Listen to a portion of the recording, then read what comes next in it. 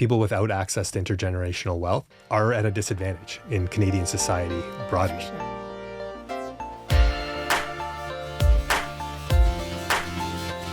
Welcome to The Homestretch, your go-to podcast for real estate trends, expert insights, and unique paths to homeownership. In today's episode, we sit down with Anthony Piscitelli, a leader in social finance and public policy, to explore his groundbreaking research on housing solutions in Canada. Hello, everyone, and welcome to Ourboro's very first podcast. This is part of our ongoing efforts to find interesting ways to bring the conversation beyond just down payments and more about the work that we do around innovation and social finance. So for those who don't know me, my name is Kjorven. I'm the Chief Product Officer here at Ourboro. And joining us on this podcast as my co-host for today is Eyal Rosenblum. Welcome, Eyal. Thank you, Alex. Eyal is our Chief Operating Officer, and Eyal has been leading some really interesting research here at Ourboro around the impact of the shared equity program on the lives of our homeowners, and how does that compare to renters. So in doing this study, we've partnered with the Conestoga Social Innovation Lab, and joining us today also is our very special guest, the Director of the Conestoga Social Innovation Lab, Anthony Piscitelli. Well, thank you so much for having me. I'm looking forward to this chance to talk about the research we're doing together. Yes, and there's no pressure. This is our very first podcast. We can set the bar low, and it can only get better from today. But to turn it over, brief introduction. Anthony, you can introduce your work in a little bit more detail, but you've worn so many hats in your career, from municipal work to professor to board chair of credit unions. Maybe start by giving us a bit of sense of the non-academic work that you've been doing and what kind of brought you to this field of research. So I jumped into this area of research, sort of stumbled into it, really, is the way that it happened. I'm not a traditional academic. I did my PhD in geography, and I focused on geography because I'd been working in municipally based crime prevention for a decade, and I figured out that a geography PhD using the research I'd done for the past decade would be the easiest way to finish it. So that's how I ended up with the PhD. And very brief, I'll go on a tangent here. The reason I was doing a PhD in the first place is I taught one class at Conestoga College, absolutely loved it, went to the chair and said, hey, I think I could do this for the rest of my life. And he said, you don't have a PhD. You can't teach here full time. You could just do it part time. So that's what got me into the PhD program in the first place. As I sort of finished that program, I said, well, if I'm going to be a professor, I get to do research. Right. I should probably going forward, do research that I'm interested in. And that's how I got involved in board governance. I'd been on the credit union board for many years, served on a number of other boards. So while I'm starting this research program, a friend of mine, Sean Campbell, decides that he's going to start an affordable housing project called Union Sustainable Development Co-op. And he brought me in as one of the founding members of that co-op. And as he was sort of trying to get it off the ground, realized that there were some research needs that he had. As a college prof, I had access to some grants. So that got me into the housing space. And then eventually, another colleague of mine, Sean Goby, introduced me to you, Alex. And then we started our Ourboro partnership. Wonderful. I remember that very fondly. And Eyal, with your background in international development and passion around impact as well, too, I think you were the first person that I brought on to help with leading this. And you've been leading the charge on this research since. Oh, it's been really, really exciting. When I first joined Ourboro, the number one reason I wanted to be a part of the team was I felt like we were actually creating significant real impact in people's lives. And a program like this and being able to work for an organization like this was just too good to pass up. So I got connected through the late co-founder as well. Mm-hmm. Alex and I actually worked together on a few projects when you were at Purpose Capital. And yeah, it's a pleasure to be here and excited to talk. Yeah. Eyal, do you want to give a bit of an overview of the study that Ourboro embarked on, kind of our thesis behind why we even agreed to sort of partner on this very long and it's quite a deep commitment, a 10-year commitment we've made to Conestoga College? Yeah, I mean, it actually started 2 years ago with a smaller project. I think we were curious and Anthony, you correct me if I'm wrong, we were trying to figure out how many people in Canada even know what alternatives exist for financing for a home. We all know that owning a home is probably the largest and most important financial decision somebody makes in their life. Mm-hmm. We understood that more and more people were being priced out of the market. We wanted to find an alternative. We know that shared equity is really impactful, but we didn't know if anyone else knew that. Mm-hmm. So we brought in Anthony and Sean, actually. It was a collaboration between the University of Waterloo and Conestoga College. And together, they developed our first survey, which was to better understand shared equity and people's understanding of that in the market. And the answer was, most people don't know what it is. Yeah. I mean, Anthony, you could speak better to the results than I can, but from what I recall and what I remember, it was people were intrigued but didn't have the knowledge. So I think you're remembering part of the rationale. I think the other part of the rationale that you too polite to say was we wanted to see if this academic was someone that we could actually get along with. It was just a vetting process to see if we wanted to. Yeah, it was the first date because we are in this 10-year relationship now. And I have to say, the founding team at Ourboro, we all come from impact backgrounds. We deeply believe in the ability of profit-seeking capital to create positive social impact. And we believe it intrinsically. We sometimes take for granted that it's sort of obvious in the work that we do. But one of the things we realize is that we haven't done a great job sort of talking about it. But part of that is we want hard data. We want to, when we talk about it, we want to be able to have an evidence-based conversation. And so that's what kind of propelled further research and the commitment to gather more of that data. So to your other question, the study did, as you said, showed that no one really was aware of what shared equity was. Mm-hmm. It was interesting. It was the lowest on our list with everything except for... Was it halal mortgages? Halal Yeah, mortgages. sorry, except for halal. Yeah, it was the lowest on the list for everything except halal mortgages. Yeah. So rent to own, all the other models that existed, shared equity was the second lowest. And in fairness, halal mortgages are targeting a very specific segment of the population. So I would have expected them to be the lowest on the list. So there's certainly a lot of opportunity to grow knowledge around shared equity. Mm-hmm. And I remember even seeing in that first study, we would give a treatment. So we would ask them a question about shared equity, and if they would do it, and most people were like, no. Yeah. Then we'd explain it to them, and they would say, this is actually pretty interesting. Yeah. I'd like to learn more about it. Yeah. But it was really just a stepping stone, I think, to your point, Anthony. And what we wanted to move towards and what we ended up moving towards was this larger impact study. And the heart of the question that we asked ourselves is simply, does someone living in a shared equity arrangement have better quality of life than someone who is renting over a 10-year period? Exactly. So at Ourboro, Anthony, we're thrilled to have you and your team at Conestoga leading this research. Can you give us just an overview maybe of some of the findings so far? Well, I feel like we got to step back even. Okay, yes. How did he, because I'm in my head, I'm thinking, how do you even go about answering that question? If you could just even walk us through, I learned so much from the process, but how did you even get to the point where you could confidently make an assessment? Yeah, let's step back. That was So great. when we originally started this project, the initial idea was to figure out how can we compare Ourboro clients to other individuals, and who even should we compare them to? It's not a simple matter of taking a snapshot right now in time and then going 10 years into the future and say, okay, you were 20, we got 20-year-olds now, 25-year-olds, and let's compare them to 35-year-olds in 10 years. Because what we really want is a comparison group that looks similar to Ourboro's customers. Got it. So we spent a lot of time in that initial study trying to devise comparison groups. And that was really the initial idea, is let's build some comparison groups.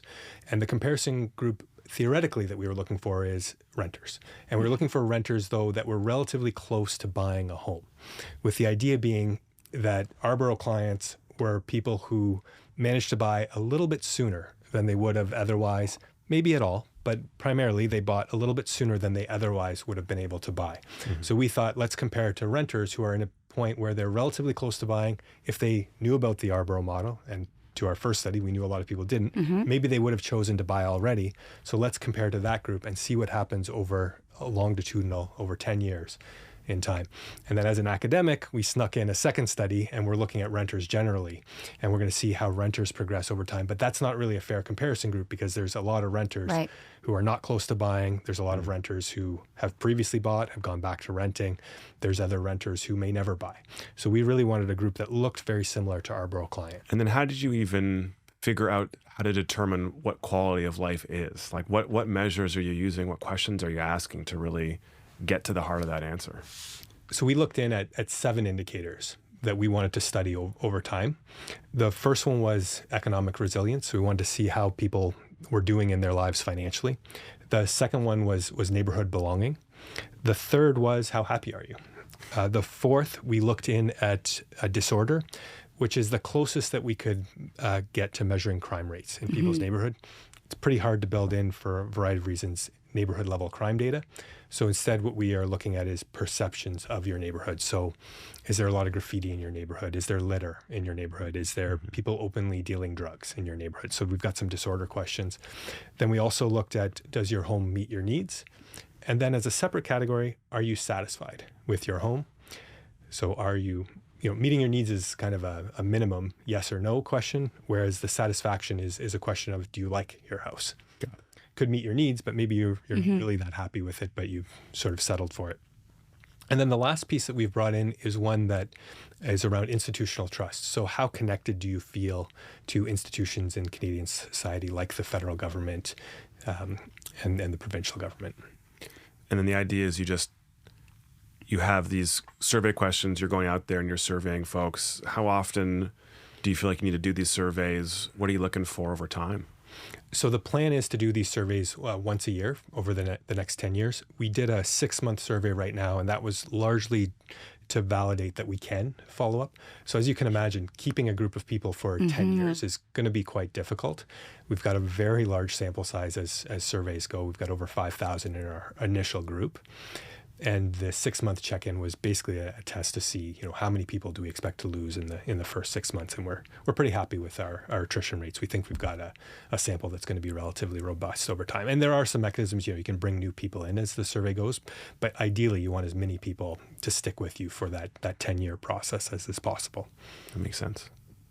And as we add more homeowners to the pool, those homeowners will also be added to the survey group as well, too, to track their progress over time. Yes, exactly. Yeah. So now can we talk about, initial study findings? Like, we've been poring over them, but one of the things that Eyal and I are both very curious about is, what have you found most surprising? This is all new to us, but you've been doing this research for a very long time. Was there anything that really jumped out at you in terms of the results? So I was expecting the results to be very, very close initially on all the categories. And there was an immediate difference. Between Ourboro homeowners and their rental control group. Their rental control, exactly, yeah. So there was an immediate difference between those two groups in most of the categories. The only one that we didn't see any difference was the institutional trust. So it surprised me a little bit that just the act of buying a home is enough that it can actually lead to differences in your perception of your economic resiliency, your happiness overall, your perception of your house meeting your needs and your satisfaction with it. Now, some of that wasn't overly surprising like the last ones, the home meeting needs, but those other categories, I did not expect to see such a stark difference so quickly in the two comparison groups. And we really were careful to find comparison groups that were very close. So I've got 3 comparison groups that we're comparing Ourboro clients, and they're basically 3 groups of individuals that are different degrees of distance away from being able to buy the home. But what's stark is, the comparison group that's the closest, these are individuals with higher income than Ourboro clients on average and had saved as much as Ourboro clients for the down payment. Yet that act of buying your home is enough that it changes your perception on a lot of other areas of your life. So to give listeners some context here, what Anthony's speaking to in terms of the statistical differences is when asked around feelings of neighborhood belonging, Ourboro homeowners scored 227% higher compared to their renter peers, and also 3 times higher in life satisfaction. And another one is when asked whether or not their home meets their needs, Ourboro homeowners scored 146% higher. So these are statistically significant results. And I think we were also equally astounded by that as well, too. Very galvanized by that. Yeah. I am, and also maybe because of the way I think in my role, I'm inherently a skeptic. So it's interesting to see the data today. I'm really curious how it's going to play out over the next few years. Yeah. How will renters feel about their situation if rental prices begin to go down? Will there be a bit more economic resiliency in that space? As buyers begin to contend with mortgage payments and other costs that come up in their life, how will that impact their happiness? And so I'm very curious, and I'm glad we're not just kind of doing this 1 year in and saying, okay, great, our job's done. Yeah, right. And I'm more so excited to see what happens in the next 5 years. And maybe the thing I'm most interested in is what happens when they sell, right? When they actually take the next step of the process or buy out Ourboro's share and decide this is my forever home. it's going to be really interesting to continue to track that data over time. Yeah. I think in the arena of trying to create social impact, you have to measure change over time. It's not overnight, and the only meaningful way to do it is to track it over time. So I am optimistic about our methods and setting it up here. So to kind of go on to a question that I actually asked you earlier, Anthony, this is year one. There's going to be like the honeymoon effect of some of the Ourboro homeowners. We all feel optimistic when we first get into a home. We're going to love it, right? None of these homeowners have gone through a refinancing. They haven't gone through significant changes. Well, actually, some of them have gone through significant changes in interest rates. But over the long term, we're also expecting some of these renters to be able to buy on their own, right? And so they will start to rank higher in these as well too. What's your hypothesis of where you may see divergences happen in the years to come? So I am expecting these indicators to continue to favor Ourboro clients. I do think with such a big jump early that we will see some catching up from renters who manage to purchase a home. Exactly. There may be a significant divergence at that point from those renters that don't manage to purchase. Right. The institutional trust is the one that sort of stands out, and we included it as a bit of a control, but it's one that there is the potential that could see some shifts. And this would be a big concern for me. A little bit of my background is political science. Is home ownership getting to the point where the act of not owning a home causes you to have less trust in government institutions, so less trust in the federal government because your whole life is influenced so heavily by not owning a home? We've really structured Canadian society that home ownership is the way that we expect people to get to retirement. So because of this sort of shift in thinking, if we are looking at a significant segment of the population who stays as renters, are we going to see that have an impact on institutional trust, which is something that you wouldn't immediately expect it to connect, but it could. So that's one that I'm open to seeing how it goes. I'm sort of hopeful that one actually doesn't diverge over time, because if it does, it does speak to sort of the failure to attain the Canadian dream, leading to negative social repercussions. There's a lot to unpack there in terms of the connections between civic engagement, like institutional trust, and home ownership. I think it's a good moment, even just to step back. One of the dots that we'd have to connect for our audience, and even for those who may not be as familiar with the impact space, is we're operating under the assumption that those who have access to home ownership are able to access a plethora of benefits, right? We take for granted that if you're owning a home, you are going to be doing better economically. There's greater health and wellness implications. Then these have been studied. The academic research there is quite clear. So what we're trying to say is that using a shared equity model achieves just the same outcomes. And in fact, we're helping people get access to those positive benefits sooner. So the civic engagement is one of those things that has been studied that's shown that, civic engagement amongst homeowners are higher. Yeah, I'm curious too. I wonder if we'll land somewhere in the middle, or I do believe very strongly that our program will leave people feeling and truly have them being in a better position than they were if they were renting. And the question is, do you reap all the benefits of homeownership, or do you get some of them, and to what degree? And so that'll be curious to kind of track over time as well. And since there's so much data out there already on home ownership and quality of life, there's a lot we can already draw on. We don't have to necessarily survey a bunch of homeowners again. We don't need to prove the connection between home ownership and these outcomes. We just need to, But finding this very particular space between renting and full ownership, and seeing how it all turns out in the middle. I know in looking at our cohort, we can calculate that those who are able to co-own with Ourboro are essentially doing so roughly 9 years sooner than their counterparts. And how we calculate that is we look at the average down payment contribution that Ourboro has helped contribute, and we divide that by the average savings rate of an average household in these regions. Just like, okay, if you didn't get that down payment contribution from Ourboro, you would have had to save approximately for 9 more years. So even just that our homeowners are getting a head start compared to these renter cohorts. I'm curious if that will, to your point, just help have them have these indicators incubate for longer, will kind of give them more of a positive head start later on. We'll be able to test that a little bit too then in the study, because as we go on, we've got this group of individuals that are close to buying a home. So we'll be able to see how long does it take them to actually get that down payment. Now, in fairness, some of these individuals already have a larger down payment saved up than Ourboro clients. Because that on would average include did. those who have access to the bank of mom and dad, right? Like it's quite a diverse group Yes. of renters. Yeah, Yeah. that'll be part of that group for sure. Interesting. That's a great point. Interesting. Do you think in the research that you'll ever separate out the renters group between source of down payments? Like if they do end up, because those renters, soon you'll have three groups. You'll have a renter group, you'll have a Ourboro co-owner group, and then you'll have a regular owners, right? Like those renters who became owners on their own. Of those people, will you be able to look at their source of down payment funds, like those who did buy on their own? To a certain degree. So we did ask questions around if your parents helped you purchase the home. Okay. We have not specifically asked how much of Yeah. of assistance. So, and that would be difficult to pull out a statistical group that's significant enough. It was hard enough to find the comparison groups. We are hoping, and this is grant funding contingent, I would like to do some talking to people. So this is survey data.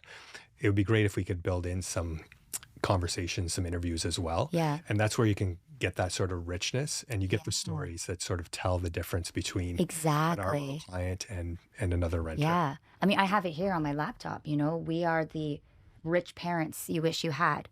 So that hopefully some of these study results will maybe prove that hypothesis. Like for those who aren't using Ourboro, the majority of them are doing it because they have help. And almost everybody does. Yep. Yeah. You kind of have to. Yep. What do you see, talking 5-10 years down the road, and you spoke to this a little bit already, but what do you see as the major challenges for the study? Like ensuring that this study is going to really achieve, not the results, but really try and get to answer the question you're trying to answer. Like what are you worried about in terms of how it's going to all play out? The people leaving the study. That's the biggest concern with a study of this size. So it's why we did such a large initial sample Right. size. It's also why we're using two different survey providers to help provide the sample for us. And the rationale for that is just we want to keep as many people in the study over the time as is possible, which is very difficult to do for longitudinal studies. Has there been similar research conducted in the past? Like the side study that you're doing around like the progress of renters, but what's been comparable? So I've yet to find anything comparable in Oh, Canada. wow. So this is quite groundbreaking. And the timing of this is quite, it's a little later than it would ideally be. Like we've seen that giant run up in housing prices, but it does allow us to kind of do this snapshot as whatever the housing market does over the next decade, we'll have a good picture of how it impacts renters. Yeah. Likely when we look at the supply challenges in the market, we're very likely looking at some increased housing prices over the next decade as well. So we'll be able to sort of map what is the impact of that. Yeah. And big picture, and maybe this is being too speculative, but say like we're 10 years down the road and the results have come in. What do you hope this research will contribute to the overall discourse around housing innovation? Ideally, so it'd be nice if it really validates that the shared equity model is one that has a positive impact on individuals' lives. It's the impact space is really important. So it's an area that I like to research a little bit around social finance and social impact. And I view Ourboro and I view the shared equity model as one that could have a real positive impact, both on the individual level and at a macro kind of societal level. But for that impact to work, you need to know that the outcomes are at least comparable and ideally better for individuals that participate in a shared equity model. Right. So this is a real test of the model. I've written this in a grant application. But the importance of this test is one that if it can be validated, it really could spark a larger industry to take off around. So it would be competitors for Ourboro. Yeah. But it would be, I would argue, good for the individual and then also potentially good for society as a whole.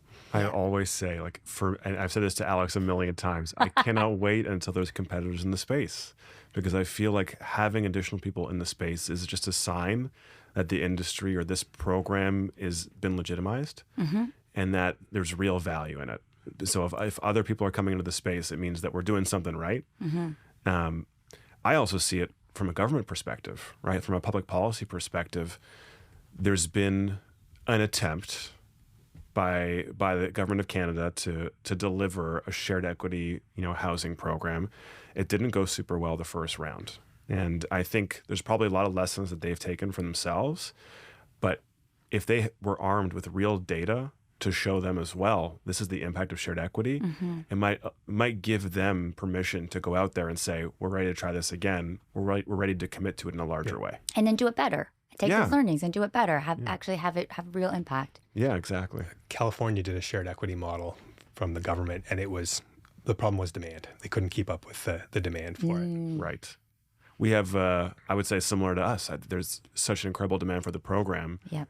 And it's exactly that. Do we have the capacity internally to actually be able to deliver on everyone's asks? And it's quite a bit. The flip on the Canadian one, the challenge with it, I think, was it was just so restricted on who was eligible for it. Yes, exactly. That it really limited the uptake of that program. 100%. That and the education around it.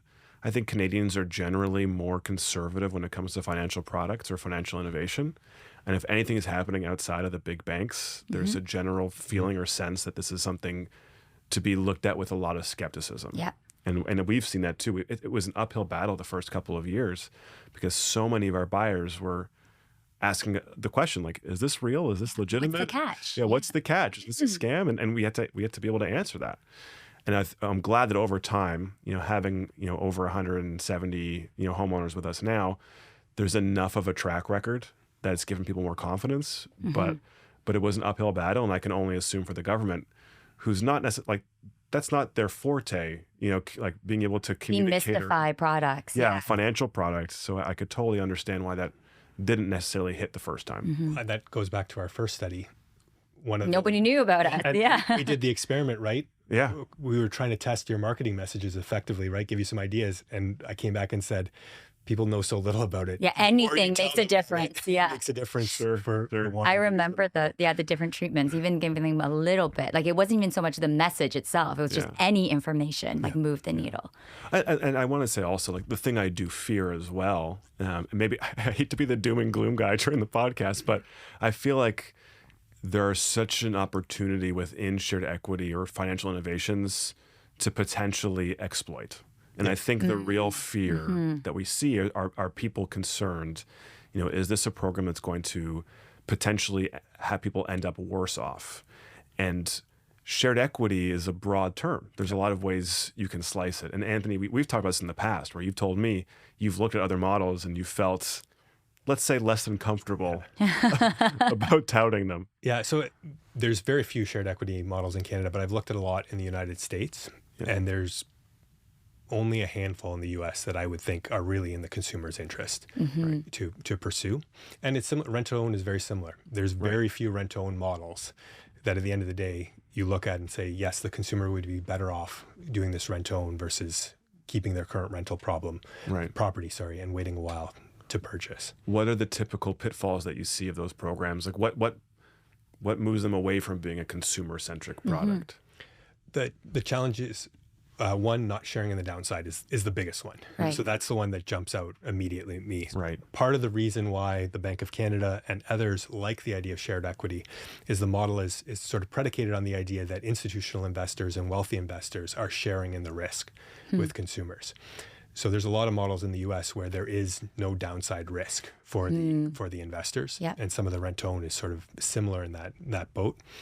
And then the other is the cost. So the rent-to-own in particular jumps out at the cost of a rent-to-own model often is structured in a way that a consumer would be much better keeping their current rental property, even renting a similar property to the one they want to purchase, and just trying to save a little bit extra on their own for the down payment rather than lock into an agreement with a rent-to-own provider. It's not to say there are a few that are good. Most of them were typically sponsored by CMHC a few years ago. Right. And I think there is room to make one that would be more consumer-friendly, but there's not many on the market right now. Got it. Yeah, that speaks to, where we talk about shared equity as a way to democratize access to home ownership and all the benefits. But I think there's some interesting conversation around democratizing the risk of housing as well, too, and as a way to create more economic resiliency in the market. Yeah, that was my first exposure to shared equity was at a credit union conference where Stephen Polis, the governor of the Bank of Canada, came and he was trying to sell credit unions on the idea that we should offer shared equity products. And into your mortgage or like baked into the mortgage or financing maybe. Well, he wasn't quite sure. He didn't really have a clear idea exactly what it would look like. Right. I think he said at some point, you're creative, you figure it Yeah, out yeah. kind of thing. But his rationale was nothing to do with the credit unions or the financial sector. His rationale was he saw it as in the economic interest of Canada for institutional and wealthy investors to share in the risk Yeah. of home ownership. Yeah. And we can look at the financial crisis in 2007. A lot of that was likely due to homeowners who took on debt, being unable to service that debt, and then when they had to either default or cut back their spending, because this was their large financial asset, this was most of their wealth was tied up in their house, it led to cuts in their personal spending. The flip would be if institutional investors, wealthy investors were involved in those investments, they wouldn't need to cut their spending. Right. It wouldn't be. And as- if they did, yeah. there's a difference between individuals starting to cut base expenses and somebody cutting maybe one vacation out of the year, right? And that has a profound effect, not just on the individual, but when it ripples across the entire economy, it can lead to a great recession instead of a shallow recession. Yeah. That's a really fair point. And I think to understand our product from a consumer, we've gotten much better. We're getting quite good at kind of demystifying it and explaining how it works. But there's still a lot of skepticism. And I think I always say, like, with novelty, there's always skepticism.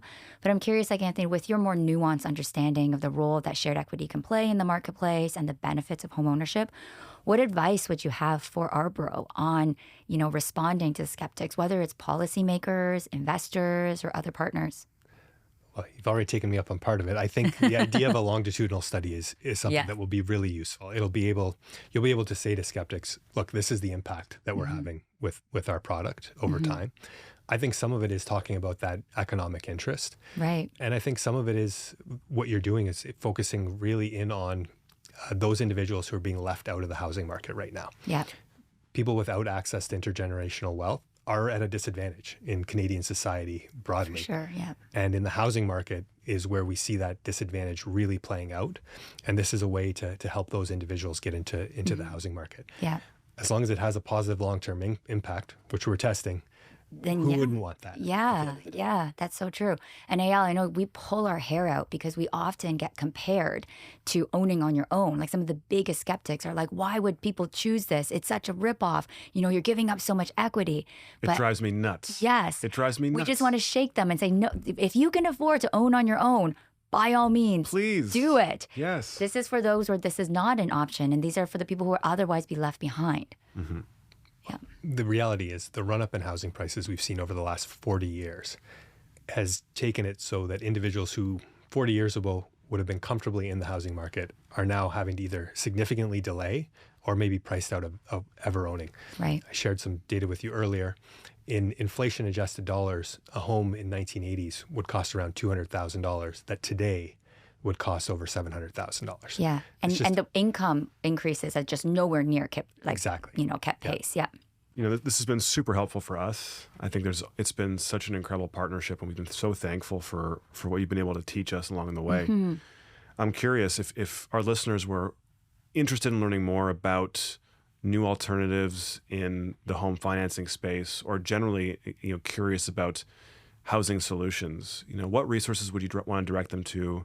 What should they be reading? What should they be listening to? What should they be watching? So I'm a big fan of a book called The Tenant Class by Ricardo Trajan.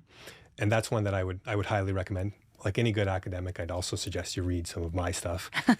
So we've written a report fairly recently about the Ourboro project, and there's actually another report on the Conestoga Social Innovation Lab website that talks about things credit unions could do to help make housing more affordable. Banks could probably learn from it too, but I'm more interested in supporting credit unions. Sure. So I would encourage your listeners to check out both those reports as well. Anthony, that was fantastic. Thank you for joining us and for your courage in joining us on our very first podcast as well, too. You're constantly teaching us things, whether it's on impact and research or learning on how to do a podcast better as well, too. So thank you for all our listeners for joining. If you have any suggestions on other content or topics that you want to hear about, please leave them in the comment section. And in the meantime, please subscribe or follow on wherever you're getting your podcasts or video content.